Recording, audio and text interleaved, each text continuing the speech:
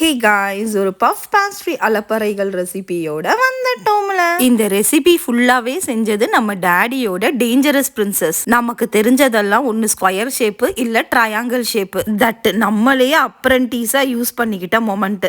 Store பாட் puff பேஸ்ட்ரியை வாங்கிட்டு வந்து நல்லா ஸ்கொயர் ஷேப்பில் கட் பண்ணிக்கிட்டாங்க. அதுக்கப்புறமா இந்த 4 பக்கமும் வந்து எல் மாதிரி வந்து ஒரு கோடு போட்டுக்கிட்டாங்க. ஃபர்ஸ்ட் அவங்க தான் போட்டாங்க. அதுக்கப்புறம் நான் ஆர்வ கோளாறுல வாங்கி சரி நம்ம ட்ரை பண்ணலாம் அப்படின்னு சொல்லிட்டு எல் ஷேப்ல எல்லா சைடும் போட்டாச்சு. நடுவில் சாண்ட்விச்காக செஞ்சிருந்த ஸ்டஃபிங்கை வச்சாச்சு, ஒரு முட்டையும் வச்சாச்சு. இப்போ மேடம் வந்து ஃபோல்டு பண்றாங்க. ஆப்போசிட் டைரக்ஷன்ல இருக்கிற 2 கார்னர், அந்த எல் ஷேப் போட்டிருந்த கார்னரையும் ஒன்று சேர்த்துட்டாங்க. அப்போ இந்த சைடு 2 ஷேப்ல இருக்கிற கார்னர் வந்து ஒன்னு சேர்த்துக்கிட்டாங்க. இப்ப பார்க்க வந்து நல்ல சூப்பரா ஃப்ளவர் மாதிரியே இருந்தது. அழகா பட்டரோ மில்கோ எதுவுமே தேவையில்லை. பஃப் பேஸ்ட்ரின்றனால அது அழகாவே வந்து ஸ்டிக் ஆயிடுச்சு. இப்ப அதே மாதிரியே எல்லா பஃப் பேஸ்ட்ரியுமே பண்ணி நாங்க வந்து ட்ரேல அடுக்கியாச்சு. ஃபர்ஸ்ட் பண்ண வீடியோ சரியா கிளியரா இல்ல அப்படின்னு சொன்னேன். அதனால மேடம் வந்து இந்த சைடு வாங்கிட்டு வந்து பண்ணிக்கிட்டு இருக்காங்க. அதுக்கப்புறமா தான் யோசிச்சோம், மொக்கையா ஒரு கத்தி வச்சு ட்ரை பண்ணிக்கிட்டு இருக்கோமேன்னு சொல்லிட்டு சரி ஃப்ரூட் நைஃப் எடுத்து இந்த மாதிரி கட் பண்ணலாம், பெர்ஃபெக்டா வரும்னு சொல்லி ஃப்ரூட் நைஃபை கொடுத்தாச்சு. மேடம் ஒரு பெரிய டிராயர் இல்ல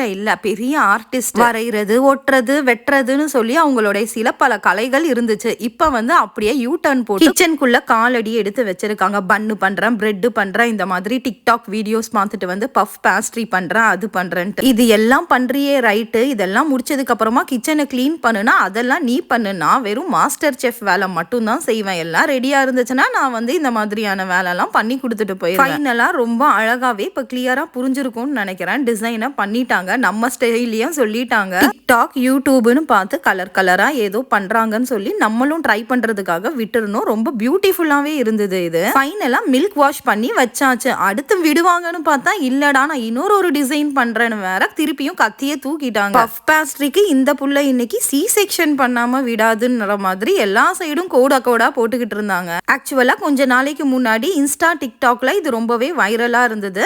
பட்டர்ல வந்து இது ஆப்போசிட் சைட்ல வந்து நனைச்சிட்டு எல்லாம் போட்டதுக்கு அப்புறமா இந்த டிசைன் பண்ணணும். அந்த அளவுக்கு எனக்கு அன்னைக்கு நோம்பு வச்சுக்கிட்டு பொறுமையும் இல்ல. பிளெயினா ஒரு 4 கோடு போட்டுட்டு நடுவுல வந்து நட்டெல்லாம் வச்சுட்டாங்க. அதுக்கப்புறமா இந்த மாதிரியான மெத்தட்ல வந்து அவங்க ஃபோல்டு பண்றாங்க. இது எப்படி எனக்கு எக்ஸ்பிளைன் பண்றதுன்னு கூட தெரியல. உண்மையாவே ரொம்ப அழகா இதுவுமே வந்து ஃப்ளவர் மாதிரி சூப்பரா இருந்துச்சு.